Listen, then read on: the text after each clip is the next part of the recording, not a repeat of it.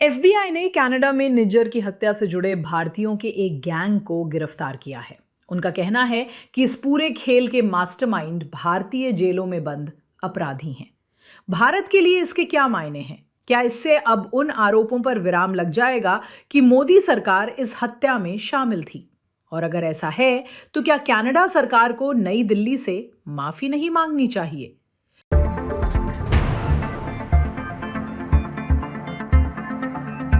नमस्कार, द हिंदू के world view में आपका स्वागत है। मैं हूं सुहासनी हैदर। इस हफ्ते हम 2023 के उन सनसनीखेज मामलों पर नजर डालने जा रहे हैं। हरदीप सिंह निज्जर की हत्या को 3 साल हो चुके हैं। निज्जर एक अलगाववादी खालिस्तान समर्थक था जो भारत की मोस्ट वांटेड लिस्ट में शामिल था। इसके साथ ही अमेरिका में एक और अलगाववादी गुरपतवंत सिंह पन्नू की हत्या की कथित साजिश का मामला भी जुड़ा था। इन दोनों मामलों ने भारत अमेरिका संबंधों को हिलाकर रख दिया था और खासकर भारत कनाडा संबंधों में एक बहुत बड़ी दरार पैदा कर दी थी। इस हफ्ते कैलिफोर्निया में एफबीआई ने ऑपरेशन हार्डबॉल नाम से एक बड़ा अभियान चलाया। इसके तहत अमेरिका, कनाडा और यूरोप में एक साथ करीब 50 जगहों पर छापेमारी की गई और संगठित अपराध के 3 अलग अलग समूहों से जुड़े दर्जनों भारतीयों या भारतीय मूल के नागरिकों को गिरफ्तार किया गया। आज सुबह मेरे कार्यालय ने 3 चार्जशीट सार्वजनिक की हैं, जिनमें भारत के संगठित अपराधी गिरोहों की कई सालों की जांच के बाद 37 आरोपियों पर रंगदारी, जबरन वसूली और ड्रग तस्करी के आरोप तय किए गए हैं। अब इन तीनों चार्जशीट में जिन मुख्य साजिशकर्ताओं के नाम सामने आए हैं, उनमें से 2 लोग इस समय भारत की जेलों में बंद हैं।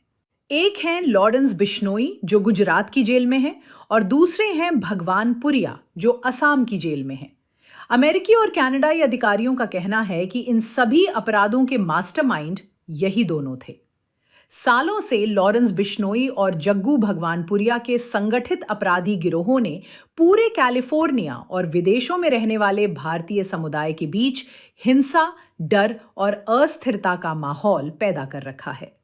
वैसे तो इनमें से ज्यादातर अपराध जबरन वसूली, ब्लैकमेल, ड्रग्स और हथियारों की तस्करी से जुड़े हैं, लेकिन भारत के लिए सबसे बड़ी दिलचस्पी की बात यह आरोप है कि बिश्नोई ने जेल से ही स्मगल किए गए सेलफोन का इस्तेमाल किया और 18 जून 2023 को निज्जर की हत्या का निर्देश दिया। उस समय अमेरिकी और कनाडाई अधिकारियों ने इस हत्या को न्यूयॉर्क में एक और खालिस्तानी एक्टिविस्ट गुरपतवंत सिंह पन्नू की हत्या की साजिश से जोड़ा था। उनका कहना था कि यह सब एक भारतीय खुफिया अधिकारी के इशारे पर किया गया था। इस मामले में अमेरिका के पास पहले से ही निखिल गुप्ता नाम का बिजनेसमैन हिरासत में है, जिसने अदालत में अपना गुनाह कबूल कर लिया है कि उसने पन्नू को मारने के लिए $1 लाख देने की पेशकश की थी। उसने अपनी पूछताछ में दावा किया था कि उसे भारत सरकार की ओर से रॉ के एक अधिकारी विकास यादव ने ऐसा करने को कहा था। यही वो लिंक था जो उन्होंने जोड़ा था। अमेरिका ने विकास यादव पर आरोप लगाए हैं और वहां वांटेड हैं। फिलहाल कई अन्य आरोपों में भारत में जेल में हैं। अब आप सोच रहे होंगे कि इन सारी घटनाओं का भारत की डिप्लोमेसी से क्या लेना देना है, लेकिन याद रखिए, यही वो मामला है जिसने भारत कनाडा संबंधों को पूरी तरह बिगाड़ दिया था। इसके बाद भारत और 5 आइज खुफिया नेटवर्क के बाकी देशों यानी अमेरिका, ब्रिटेन, ऑस्ट्रेलिया और न्यूजीलैंड के बीच तनाव तब और बढ़ गया जब कनाडा के प्रधानमंत्री जस्टिन ट्रूडो ने संसद के पटल पर यह आरोप लगाया। इसके बाद बात आगे बढ़ती चली गई। कनाडा में भारत के उच्चायुक्त संजय वर्मा को अवांछित व्यक्ति पर्सोना नॉन ग्राता घोषित कर दिया गया। ऐसा पहली बार हुआ था। दिल्ली और ओटावा दोनों जगह हाई कमीशन के स्टाफ को कम कर दिया गया। राजनयिकों को वापस घर भेज दिया गया। भारत और कनाडा ने एक दूसरे के खिलाफ वीजा सेवाएं सीमित कर दी और कनाडा ने उस समय मुक्त व्यापार समझौते की बातचीत भी सस्पेंड कर दी गई। हालांकि अब काफी कुछ पटरी पर आ चुका है, लेकिन फिर भी ये सिर्फ ट्रूडो तक सीमित नहीं था। कनाडा के उप विदेश मंत्री डेविड मॉरिसन ने तो ये भी आरोप लगा दिया था कि गृह मंत्री अमित शाह ने निज्जर की हत्या का आदेश दिया था।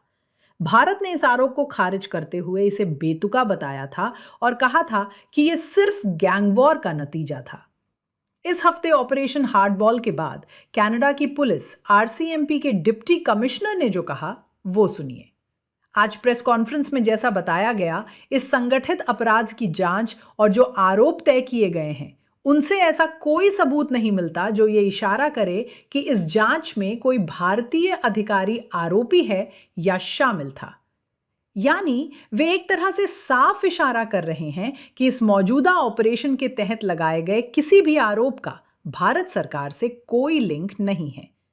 हालांकि उन्होंने ये भी कहा कि वो कनाडा में निज्जर की हत्या को लेकर पहले से चल रहे ट्रायल और वहां हुई गिरफ्तारियों पर कोई टिप्पणी नहीं करेंगी। ये एक पेचीदा मामला है, लेकिन राजनयिक नजरिए से कई सवाल खड़े करता है। तो चलिए मैं इसे आपके लिए आसान कर देती हूं। पहला सवाल, क्या अमेरिका और कनाडा अब इस नतीजे पर पहुंच चुके हैं कि निज्जर की हत्या असल में एक गैंगवॉर थी और इसका मोदी सरकार से कोई लेना देना नहीं था? और अगर ऐसा है तो क्या वे शीर्ष स्तर पर इस बात को साफ साफ कहेंगे, क्योंकि उन्हें कहना चाहिए? दूसरा सवाल, दोनों देशों में पहले से चल रहे अदालती मामलों का क्या होगा, खासकर तब जब निखिल गुप्ता के बयानों में कथित सरकारी अधिकारी का लिंक अब भी अदालत में मौजूद है। असल में उसने अपना गुनाह कबूल कर लिया है और उम्मीद है कि जल्द ही उसे सजा सुनाई जाएगी। तीसरा सवाल, भारत कनाडा संबंध अब पटरी पर लौट रहे हैं, लेकिन क्या वे इस मामले को पीछे छोड़ पाएंगे? याद रखिए, प्रधानमंत्री मार्क कार्नी ट्रूडो की ही पार्टी से हैं। उनकी विदेश मंत्री अनीता आनंद ट्रूडो सरकार में एक प्रमुख मंत्री थीं और खुद मॉरिसन, जिन्होंने गृह मंत्री पर आरोप लगाया था, अब मार्क कार्नी के अंतर्राष्ट्रीय मामलों के सलाहकार हैं और एक तरह से सह एनएसए हैं। चौथा सवाल, भारत के लिए यहां की अथॉरिटीज इस बात को कैसे समझाएंगी कि ऐसे अंतर्राष्ट्रीय स्तर के षड्यंत्र और गैंग सीधे जेलों के भीतर से चलाए जा रहे हैं? बिश्नोई और भगवानपुरिया के अलावा पंजाब पुलिस के कम से कम एक अधिकारी का नाम भी अमेरिका में रंगदारी के आरोपों में सामने आया है। हालांकि ऑपरेशन हार्डबॉल में भारतीय अधिकारियों के बीच किस तरह का सहयोग रहा, इसकी कोई बारीकी साझा नहीं की गई है। वहां के अधिकारियों ने सहयोग का जिक्र तो किया, लेकिन कोई खास डिटेल नहीं दी। पांचवा और आखिरी सवाल, विकास यादव पहले रॉ में थे और अब हिरासत में हैं।